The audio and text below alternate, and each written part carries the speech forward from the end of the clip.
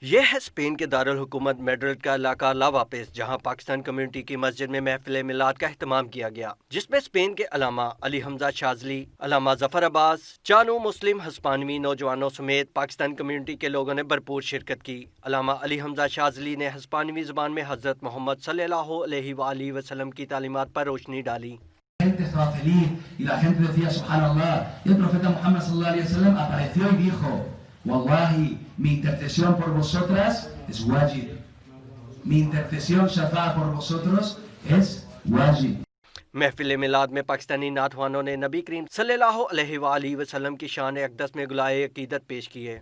رب دی انج پیا لگدا اے جویں لنگ کے ہونے سرکار گنے۔